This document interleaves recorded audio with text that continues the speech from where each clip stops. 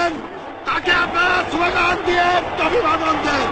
শেখ মুজিবের পথ ধরো, বাংলাদেশ স্বাধীন করো, মুজিব ভাইয়ের পথ ধরো, বাংলাদেশ স্বাধীন করো, মাঠের মাঠে তৈরি করো, বাংলাদেশ স্বাধীন করো, বীর বাঙালি অস্ত্র ধরো, বাংলাদেশ স্বাধীন করো।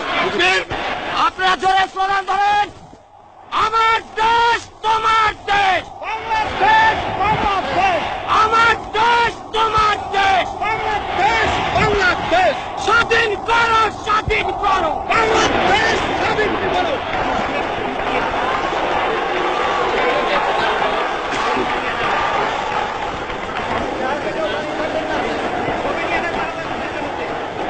ভাইরা আমার, আজ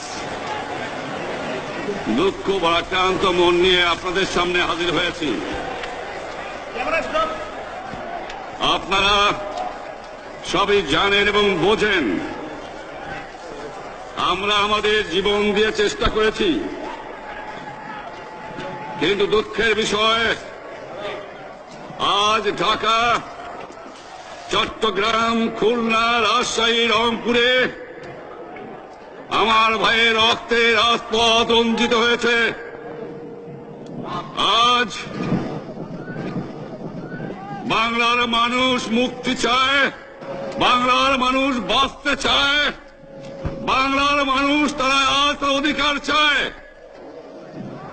কিন্তু দুঃখের বিষয় আজ দুঃখের সঙ্গে বলতে হয় 23 বছরের করুণ ইতিহাস, বাংলার অত্যাচারের, বাংলার মানুষের রক্তের ইতিহাস, 23 বছরের ইতিহাস, মুমূর্ষ নরনারীর আত্মনাদের ইতিহাস, বাংলার ইতিহাস, এদেশের মানুষের রক্ত দিয়ে রাজপথ রঞ্জিত করার ইতিহাস। 1952 সালে রক্ত দিয়েছি, 1954 সালে নির্বাচনে জয়লাভ করেও আমরা গদিতে বসতে পারি নাই।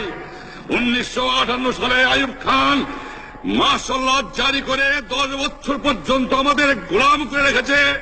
1967 সালে 6 দফার আন্দোলনের 7ই জুনে আমার ছেলেদের গুলি করে হত্যা করা হয়েছে।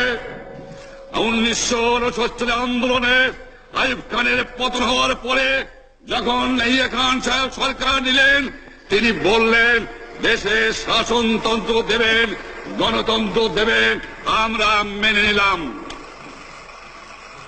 তারপরে অনেক ইতিহাস হয়ে গেল, নির্বাচন হলো। আপনারা জানেন দোষ কি আমাদের? আজকে তিনি